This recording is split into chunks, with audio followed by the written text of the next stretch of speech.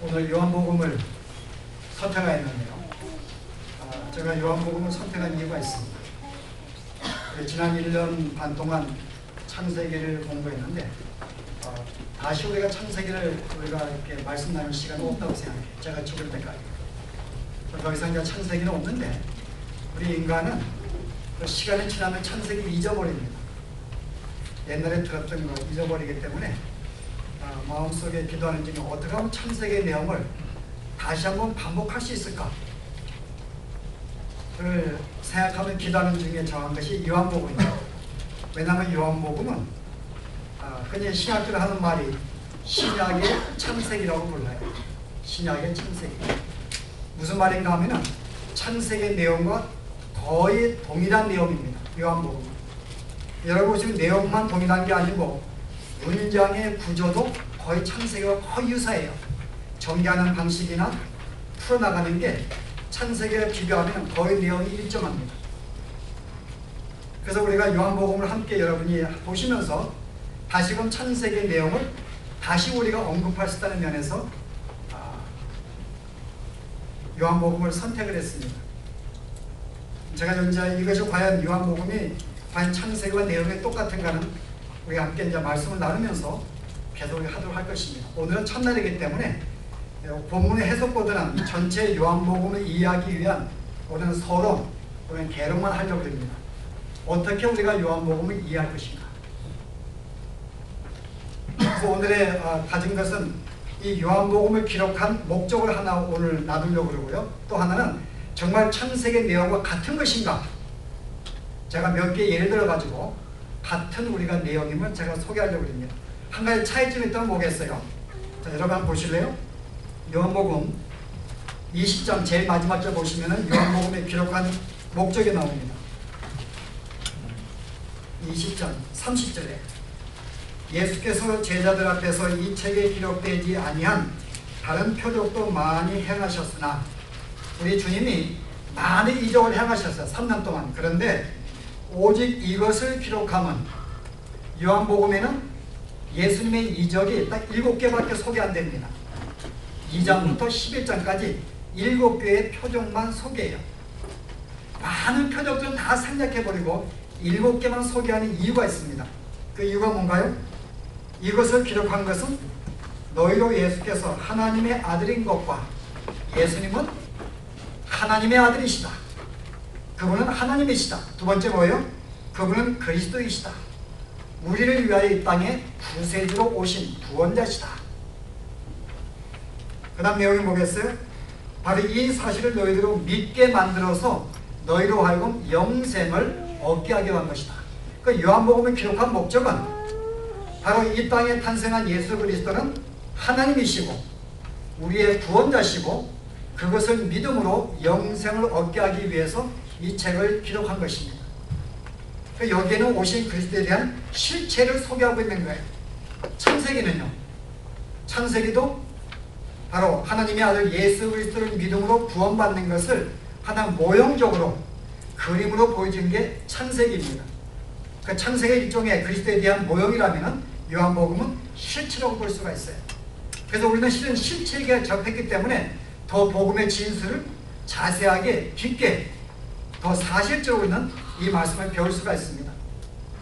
그래서 이 말씀을 이렇게 선택한 이유가 정말 복음의 진수가 무엇인지를 다시 한번 우리가 이 말씀을 배우고 연구함으로써 여러분이 아직 복음에 참여하지 못한 자들이 다시 한번 복음에 참여하기를 원하고요. 그리고 이미 복음을 아는 사람들은 정말 이 복음의 풍성함이 무엇인지를 알게 하기 위해서 요한복음을 선택한 것입니다. 여러분이 오늘 요한복음을 배우면서 우리가 이 사실을 배우는데 특별히 예수님이 하나님의 아들인 것을 믿게 만들게 하는 것이 하나의 목적입니다. 여러분 이 요한복음은 예수님에 관한 복음서가 4개가 있잖아요. 마태복음, 마가, 뭐가 있는가요? 누가복음, 요한복음이 있습니다. 그런데 마태와 마가와 누가복음은 거의 동시대에 기록됐어요. 거의 한 50년경에. 그런데 이 요한복음은 거의 85년, 90년 사이에 기록됐습니다. 그 세 개의 공간복음이 이미 복음서가 있었는데 이미 그것이 모든 교인들에게 이 복음을 통해서 예수님의 사역이 무엇인지를 알려지고 있었어요. 근데 거의 30년이 지난 다음에 다시금 사도 요한이 이 요한복음을 기록한 것입니다. 기록한 목적이 뭐겠어요? 이미 요한복음의 내용, 복음서를 알고 있는데 왜 굳이 30년이 지난 다음에 요한복음을 새로 기록했냐 그 말이에요. 무엇이 필요해서? 여기에 보시게 되면은 세계의 공간복음에 나와 있는 내용들은 거의 없습니다. 이미 그것은 이미 알고 있는 복음서를 통해서 다 내용을 알고 있으니까요. 그 내용이 필요한 게 아니에요. 그 내용들이 거의 다 생략이 됩니다. 예수님이 뭐 탄생하시고 어떻게 세례 받으시고 삼진에 가서 어떤 예배 드리시고 뭐 그런 내용들 다 빠져 있어요. 자세한 내용들 이미 그것은 다 알고 있는 내용이기 때문에. 그럼 왜 이 내용을 썼냐 그 말입니다. 한 가지 기록 목적은 여러분 이 요한 사도 요한이 이 성경을 기록할 때에 교회들이 혼란돼 있었어요. 그 당시에 알죠? 이 교회들은 로마의 식민지 속에 있었습니다. 로마는 헬라의 문화에 영향을 받고 있는 헬라 시대였어요. 그래서 헬라의 문화의 대표적인 철학이 뭐죠? 영지주의입니다. 헬라 철학의 대표가 영지주의. 영지주의는 뭔지 알죠? 영지주의는 영혼은 굉장히 선하고 깨끗한 것이고 물질은 악하다는 것입니다. 이게 그들의 철학이었어요. 그 물질은 악한 인간의 육신이 있는 자체가 이게 저주입니다. 그래서 인간의 구원이 뭔가 하면은 육체에서 영혼이 벗어나는 것, 육체가 죽어서 영혼이 벗어나는 게 그들은 구원을 가르칩니다. 이게 헬라 철학이에요. 근데 이와 같은 가르침이 알지 못하게 교회에 들어와서 교회의 복음을 변질시킨 것입니다. 그래서 이제 사도 요한이 마지막에 사도기 때문에 다시 한번 이 변질되어 있는 이 복음을 다시 바로잡기 원했어요. 그래서 예수님의 이적과 행적들은 다 빼버리고 예수님의 가르침만을 중심으로 해서 그분의 말씀을 모아가지고 복음이 무엇인지 다시 한번 설명한 것입니다. 이것은 그 당시에 헬라 철학이 잘못되었음을 지적해주는 이유가 있어요. 그리고 예수님을 하나님의 아들로 믿지 않습니다. 왜요? 어떻게 하나님이 이 악한 물질에 인간의 육체로 오실 수 있냐 그 말이에요. 그러므로 그리스도는 하나님이 아니다, 아들이 아니다 하는 것입니다. 만약에 그를 혹시 하나님의 아들로 인정한다 할지라도 영주자 가운데 주님을 믿는 사람이 있었잖아요. 그들은 아직도 개념이 과연 육신을 와서 죽을 수가 있는가, 신이 여기 죽을 수가 있는가. 그래서 그들은 어떻게 이야기했는가 하면은 실제 하나님이 육체로 오신 것이 아니라 인간의 육체의 모양을 빌리신 거예요. 잠시 그 안에 몸에 거하시다가 예수님이 십자가에 못 박히 죽기 직전에 그 영혼이 빠져나가신 거예요. 그 실제 예수님이 죽으신 것이 아니다 라고 해야지 영지주의 견해가 맞는 것입니다. 왜냐하면 신은 죽을 수가 없으니까요. 그리고 하나님이 인간으로 올 수가 없기 때문에. 여기에서 그래서 이 사도 바울이 진짜 그리스도는 하나님은 인간의 육체로 오셨다는 것입니다. 우리의 구원자로 육체로 오셨다는 거예요. 그리고 그분은 진실로 하나님이라는 것입니다. 그래서 오늘의 이 목적이 그거예요. 다시 교회들에게 진짜 그리스도는 하나님이시고 진짜 육체로 오신 분, 구원자로 오신 분, 이것을 믿게 하기 위해서 성경을 기록한 것입니다. 여러분이 이 성경을 요한복음 보시게 되면 예수님을 하나님으로 계속 증거하는 내용이 굉장히 많이 나옵니다. 여러분 그게 뭔지 아세요? 예수님을 하나님으로 증거하는 내용들이에요. 다른 복음서에 없는 것이 있습니다. 요한복음만은 나는 무엇이다, 나는 무엇이다, I am이라는 단어가 굉장히 많이 나옵니다. 알죠?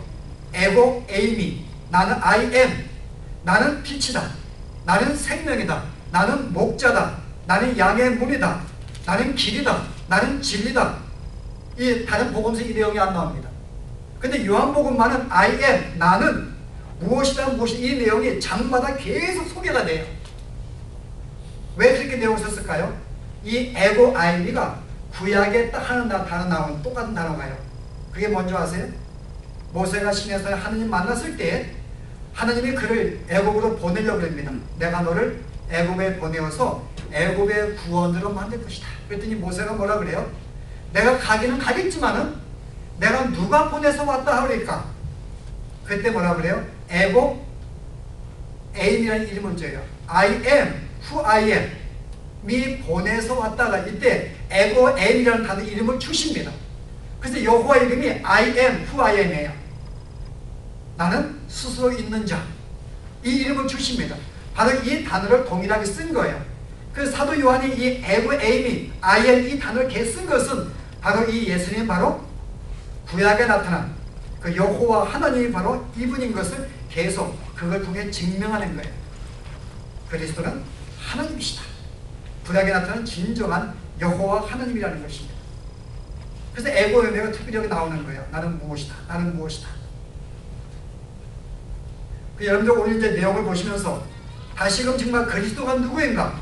그런 진실로 우리의 하나님이시고 우리를 구원하기 위해서 육체로 오신 것을 이제 우리가 믿게 만드는 것이 이 책의 목적이기 때문에 우리가 말씀을 들으면서 다시금 그분은 진실로 우리의 하나님이시고 나의 영원한 구원되신 것을 내 마음속에 믿기를 바랍니다. 그리고 우리가 그분을 정말 만남으로 내 삶이 얼마나 풍성해졌는 자를 여러분 경험하시기를 바랍니다. 자, 오늘 우리 첫 시간은요, 창세기 내용이라고 제가 말씀드렸고, 창세기 실체다. 신약의 창세기라고 했습니다. 거의 이 문맥의 구조와 내용이 거의 흡사해요. 그럼 창세기 1장에 뭐가 나오죠? 태초에 하나님이 천지를 창조하시기. 창세기 1장 내용입니다. 오늘 본독한 말씀 뭐예요? 태초에 말씀이 계시니. 이 말씀 누구죠? 이 말씀은 곧 하나님이시라. 태초에 하나님이 계시니라. 이절에 뭐예요? 만물이 그로 말미암아 창조되었다. 태초에 하나님이 천지를 창조했다는 것입니다. 창세기 그 다음 뭐가 나와요? 빛이 있으라 하시니. 뭐가 나오죠? 4절에 그 안에 생명이 있었으니 그 생명은 사람들의 빛이라. 빛이 어두움에 비쳤는데 어때요? 사람들이 깨닫지를 못합니다. 창세기 1장에 나온 시작하고 거의 똑같죠. 태초에 하나님이 계셨는데 하나님이 천지를 창조합니다. 처음에 창조 시작이 뭐예요? 빛이 있으라 하시며. 구조가 똑같죠, 그죠? 여러분이 여기 재밌는 것이 여러분이 왜 7가지의 여러분 왜 7가지 이정만 선택했을까요? 2장부터 11장까지가 7개의 표정만 소개합니다. 이유가 뭘까요, 여러분? 7. 뭐가 생각이 나요? 7. 창세기를 배웠으면 답이 나와야 되는데 하나님의 천지 창조의 기간을 말해요. 7일 동안 하나님이 우주를 창조하셨습니다. 마지막 7일째 안식하셔서 안식일을 만드시고 그날 안식하셨습니다. 7일째 창조예요, 여러분. 이렇게 여러분이 7가지 표적을 보시게 되면 첫 번째 이런 표적이 뭔지 아세요, 여러분? 첫 번째 표적이 가나 혼인잔치에서 포도주가 떨어져가지고 물을 포도주로 만드는 사건입니다. 첫 번째 이적이 이 포도주, 그리스도의 보혈, 피를 상징하잖아요. 그 다음에 신하의 부하가 생명에 살아납니다. 그 다음 이적들이요. 그리스도의 죽으심의 보혈로 말미암아 생명에 사는 사건들이 그 다음에 표적들이 소개돼요. 제일 마지막에 뭐예요, 여러분? 나사로가 죽는 걸 살리는 게 마지막 7번째 표적입니다. 나사로가 죽음에서 부활해서 영원한 생명을 얻는 것이 마지막의 표적의 내용이에요. 이게 표적이 뭔가 하면 그리스도의 보혈로 시작해서 그가 생명에 살아나고 영원히 그리스도 오신다 부활하는 이 모습을 구원의 복음의 완성을 보여주게 한 것이 바로 표적, 여기가 표적입니다. 그래서 하나하나의 표적이 뭔가 하면 그리스도의 십자가의 죽음부터 시작해서 그런 말미암아 그가 어떻게 생명에 살아나고 영원한 생명을 얻는가를 보여주는 것이 표적이었어요. 그래서 다른 표적은 안 주었어요. 바로 7개의 기독교의 본질만 소개하기 위한 표적만 이렇게 심은 것입니다. 그것도 7개 왜요? 완성이 되는 7일. 7일의 완성을 보여주기 위해서. 한 가지만 더 여러분 참고할까요? 7일에 대한 것. 자, 성경 보시기 바랍니다. 여러분 1장부터 18절은 서론입니다. 하나님이 계셨는데 우주를 창조했어요. 그 다음에 빛으로 이 땅에 오셨는데 아무도 알아보지 못합니다. 그래서 세례 요한이 그 빛을 증거합니다. 누구든지 이 빛을 영접하는 자 영생을 얻게 될 것이다 라는 서론으로 시작해요. 그리고 19절부터 이제 세례 요한이 등장합니다. 뭘 등장해요? 예수님을 증거하는 모습이 등장해요. 자, 보실래요? 자, 19절에 유대인이 예루살렘의 제사장들과 레위인들을 요한에게 보내어 내가 누구냐 물을 때 요한의 증거가 이러하니라. 21절 그들이 볼 때 네가 메시아냐? 아니라 그러니까 뭐라 그래요? 내가 엘리야냐? 아니라. 그럼 네가 뭐냐 그 말이에요. 그랬더니 뭐라 그래요? 이 사람들의 나는 메시아를 증거하러 온 예비자다. 그때 여러분 뭐라 그래요? 이게 바로 첫째 날입니다. 근데 그 다음 29절 보세요. 그 이튿날, 다른 성경은 이 단어가 없어요. 이튿날 없습니다. 이튿날, 둘째 날이죠. 어떤 일이 벌어져요? 요한이 보라, 예수님을 보시고 세상죄를 지고 하나님의 어린 양이로다 라고 소개를 합니다. 바로 그가 내가 그에게 세례를 베풀 터인데 내가 하나님의 계시를 받아서 내가 세례를 주는 그 자가 하나님의 아들로 말씀하셨다. 내가 그에게 세례를 준 장면이 나옵니다.